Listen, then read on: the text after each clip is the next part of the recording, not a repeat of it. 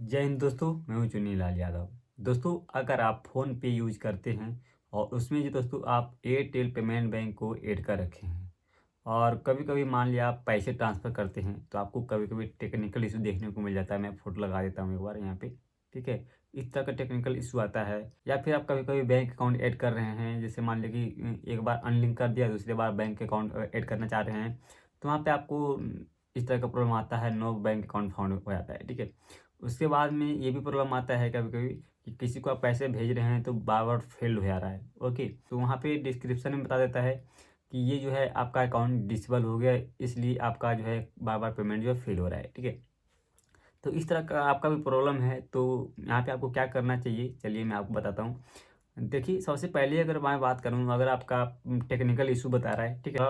तो ये कोई बड़ा प्रॉब्लम नहीं है, ये कॉमन प्रॉब्लम है, ये तो होता ही रहता है। जैसे मान लिया बैंक अकाउंट में बैलेंस चेक कर रहे हैं, तो फिर आपका कभी कोई टेक्निकल इशू रहता है, तो वो मतलब कि चेक नहीं हो पाता है। कभी-कभी आप किसी को पेमेंट भेज रहे हैं, तो टेक्निकल इशू आता है, तो ये तो यार घंटे, 2 घंटे, कभी-कभी 10 5-10 मिनट में ये ठीक हो जाता है, ठीक है? लेकिन जो दूसरा आपका प्रॉब्लम है, वो है जैसे कि मान लिया आप जो अकाउंट में पैसे ट्रांसफ़र कर रहे थे, ठीक है? या फिर आप बैलेंस चेक कर रहे हैं, तो टेक्निकल इशू आ रहा है, ठीक है? कुछ भी हो रहा है, टेक्निकल इशू आ रहा है, तो आप सोचे कि नहीं है, चलो एक बार अनलिंक कर देते हैं बैंक को, उसको आप फिर से ऐड करते हैं। जब दोबारा सब ऐड करते हैं, तो वहाँ पे इस तरह का प्रॉब्लम आता है कि नो अकाउंट फाउंड, मतलब आपका अकाउंट है ही नहीं उस मोबाइल नंबर से, ठीक है? तो यहाँ पे क्या हुआ कि आप जो है मतलब कि बहुत ही कम एक्टिव हैं अपने एयरटेल पेमेंट बैंक में। मतलब कभी-कभी ट्रांसफ़र करते हैं, कभी-कभी एकदम से गायब हो जाते हैं। वो एक बिल्कुल भी उसमें एक्टिविटी आपका नहीं है, ठीक है? 6 महीने तक एकदम बिल्कुल ऐसे ही शांति से बैठे हुए। तो उसमें क्या होता है, आपका पेमेंट बैंक को डिसेबल कर देता है एयरटेल पेमेंट बैंक वाले, ठीक है? तो जब डिसेबल हो जाता है, तो भाई आपका क्या होगा ना, पेमेंट फेल होगा बार-बार, मतलब कि आपको जब दोबारा अनलिंक करोगे और फिर से लिंक करने जाओगे, तो आपका मतलब यहाँ पे नो अकाउंट फाउंड बता देता है, ठीक है? क्योंकि आपका अकाउंट ही डिसेबल हो गया, आपको शो ही नहीं करेगा, ठीक है? आपका उस मोबाइल नंबर से शो ही नहीं करेगा, ओके? और तीसरा है कि आप बार-बार पेमेंट भेज रहे हो और वो बार-बार फेल हो रहा है, टेक्निकल इशू बता ट्रांज़ैक्शन फेल्ड बता रहा है, ओके? तो इस तरह का अगर आपका प्रॉब्लम है, तो इसमें आपको देखिए करना क्या है, आपका मान लें कि अकाउंट डिसेबल हो गया है, तो आपको सिंपली कुछ नहीं करना है, जहाँ पे एयरटेल पेमेंट बैंक का रिटेलर है, ठीक है? उसके पास जाना है और उसको बोलना है कि भाई हमारा एक बार केवाईसी कर दो। डीएक्टिवेट हो जाता है, तो कभी-कभी एक्टिवेट करने के लिए केवाईसी करना पड़ता है, तो केवाईसी कर देंगे वो, ओके। दोबारा से केवाईसी करवा लेना, ठीक है। और उससे पहले आप एक काम और कर लेना, केवाईसी कराने से पहले आप जो है किसी भी साइबर कैफ़े में जाना, ठीक है, जहाँ पे पैसे वगैरह निकालता है बायोमेट्रिक से, आधार कार्ड से पैसे निकालता है, वहाँ पे जाना और वहाँ से बोलना भाई मेरा बैंक से, एयरटेल पेमेंट बैंक से पैसे निकाल दो, ठीक है। आप 100 रुपये निकाल लेना, ओके।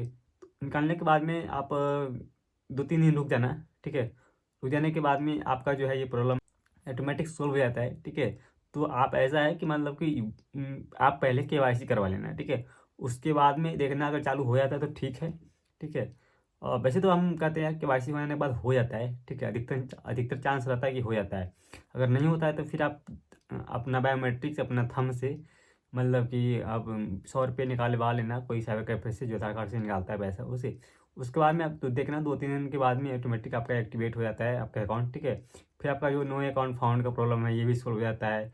और टेक्निकल इश्यू का प्रॉब्लम भाई तो लाइफ टाइम रहता है, उसकी तो आपको टेंशन नहीं लेना है। वो 5-10 मिनट में ऑटोमेटिक ठीक हो जाता है, ठीक है। लेकिन यहाँ पे आपका मेन प्रॉब्लम है नोट अकाउंट फाउंड हो रहा है, अकाउंट डिसेबल हो गया है, तो फिर उसके लिए आपको ये प्रोसेस करना पड़ेगा जो मैंने अभी बताया आपको, ओके। ये जो प्रॉब्लम है ये मेरे साथ एक बार हुआ था।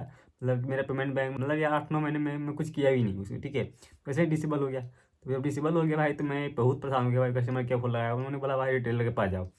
रिटेलर के पास गया तो बोला भाई आधार कार्ड लाओ, ठीक है। जो आधार कार्ड दिया उसको पैन कार्ड दिया, तो अपना केवाईसी किया। उसके बाद में बोला कि चलो 2 दिन के बाद आना है। फिर मैं 2 दिन के बाद गया, बोला इसमें पैसे हैं? बोला कि हम बोले हाँ है भाई, 200-300 रुपये पड़े हुए हैं। बोला कोई बात नहीं, आप इसमें 100 रुपये निकालो। मैं 100 रुपये निकाला, उसके बाद मेरा तो टनाटन चलने लगा, ठीक है। एकदम फटाफट चलने लगा यूपीआई मेरा उसमें से। आप किसी को भी पैसे भेज दो, ट्रांसफ़र कर लो, रिसीव कर लो, सब काम फटाफट होने लगा, ठीक है। तो इस तरह तो ये चीज़ें इस तरह से फिक्स होता है, इस तरह से मतलब प्रॉब्लम सॉल्व होता है, ओके। तो मुझे उम्मीद है कि इस वीडियो के माध्यम से आप जो है अपनी इस प्रॉब्लम को सॉल्व कर पाएंगे इस प्रोसेस को फॉलो करके, ओके। तो चलिए इस वीडियो में फिलहाल इतना ही। वीडियो अगर हेल्पफुल लगा, यूजफुल लगा, वीडियो को लाइक कीजिएगा, चैनल को सब्सक्राइब कीजिएगा, भाई को सपोर्ट कीजिएगा। फिर मिलते हैं आपको इसी तरह वीडियो के साथ। तब तक tata bye bye, take care.